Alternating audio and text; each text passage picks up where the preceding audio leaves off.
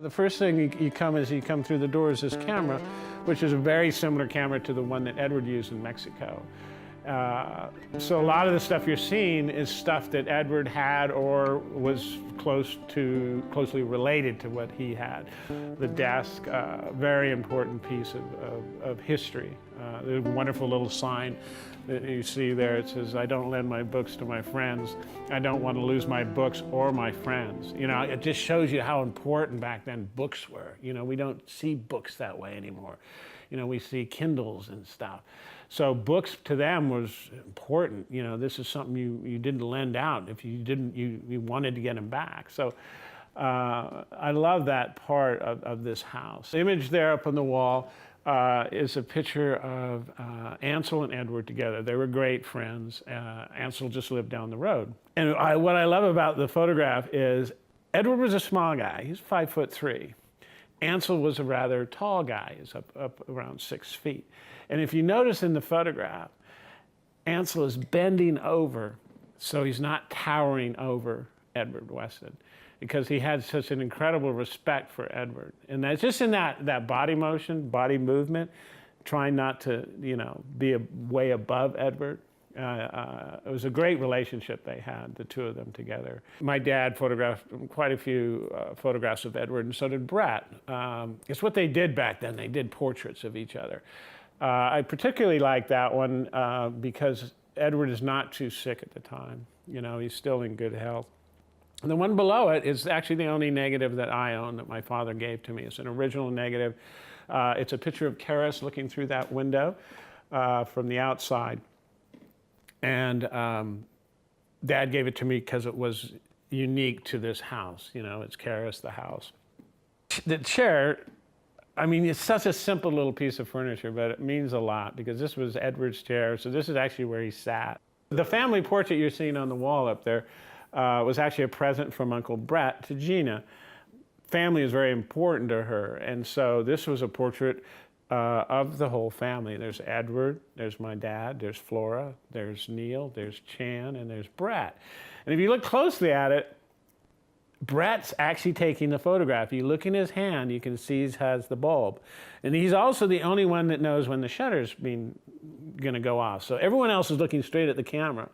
And Brett is turned to the side to give his good profile, you know? That one you're seeing up there is pepper number 30. Why it's called that is because it was the 30th pepper he ever photographed. And I think he did a total of 37. This became one of the most iconic images of his work. I think a lot of people saw it like two people embracing. You know, I think he just saw it as a beautiful form, you know. A lot of times what people comment about art says more about them than what the artist was actually thinking. But a portrait done of Tina down in Mexico. And it was done with a smaller camera, the Graflex camera. And he did a whole series of wonderful portraits. All of them were not retouched in any way. It was very straightforward photography. This camera enabled him, the Graflex, to be able to look through the lens as he was taking the photograph. Most view cameras, of course, when the film's in, you can't look through it. So this gave him a flexibility that he could really, and this great is, she's reciting poetry. So she's in front of him reciting this poem and he's photographing her. So it's a series of, and this is one of the series. The photograph here that you see is actually a photograph of Karis. And there, if you look closely, you can see the chair in the background that I'm sitting on. But that was done right here at the house. And that was done by George Horrell, the famous Hollywood photographer, who was the first person to sign the guest book. The Nautilus shell is done in 1927. It became a stamp, actually. They did a stamp out of that one. But there again, that was a study. And what's interesting about working with that, every time you try something new, you come up against a problem. The problem with 8x10 is the closer you get to the subject matter, the less your depth of field is. So normally a lens would stop down to f64. Well, he was so close to his subject matter that f64 would not bring it all into focus. So he had special stops made for him to stop it down to 240. So most of those images, the pepper, the shells, are all anywhere from 6 to 8 hour exposures. Because basically what he built was a pinhole camera. If you ever played with a pinhole camera, it has infinite depth of field. And so, but also very little light comes through. So that is a 6 to 8 hour exposure. As Pepper 30 is sort of his iconic still life, the nude that you're looking at there is his iconic nude, and that's 227N. And you may wonder, why does he call them these names? Well, those are codes that are written on the back. That was the 227th nude that he ever did. And that's Karis. And it's so funny, when she was alive and she was in this house, she would talk about that photograph and her reaction to it and Edward's reaction to it. And her reaction to it was she didn't like the bobby pins in the hair. And Edward's reaction to it was he didn't like the shadow. And first thing, when you look at that image, I never saw the bobby pins until she mentioned it. And the shadow, it doesn't bother me at all. But it's interesting when, you have such a incredibly, you think of Edward Weston, you think of that image. And then you hear their little stories. What I love about Edward's darkroom, and I bring a lot of students in there, some students that have never done analog, they've done digital their whole life. And what impressed me about it is how simple it is. How one single light bulb, one piece, one printing frame, one piece of paper, and 3 chemistry trays. That's all he used. Very, very simple. And what it goes to show is the importance of, and especially in photography, surface. What a surface can do, and how that is part of your language.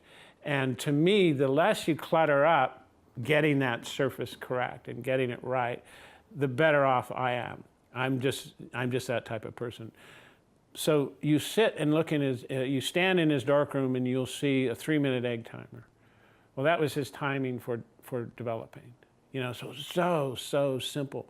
I've had people go in Edward's darkroom and literally you can watch it on their face. I mean, it's like, oh my God, this is so wonderfully simple, so wonderfully not about the technical aspects of it.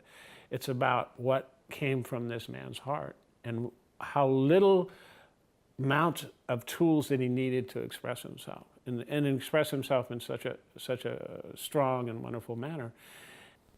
Gina and I run workshops here at Wildcat. To us, it seemed like just a natural. Edward used to do workshops here. He wasn't as big in workshops as my father was, but to run workshops here, first of all, is our location is so unique. I mean, to come to Wildcat, Edward's home, and photograph nudes. I mean, we do a nude workshop here, which we fill pretty much every time. And the people get to work here in the house, get to work outside. And we spend 3 days together, photographing. And this is where I love the technical part of digital photography can come in, because we only have a short amount of time. The people that are shooting digital, the great thing about it is we can look at their work, put it up on the monitor and I can critique it. At my school, I'd have to go out there, soup the negatives, make proof sheets and make contacts, where the digital, it's such a wonderful tool to be able to instantly, especially with students, show them what they might be doing wrong.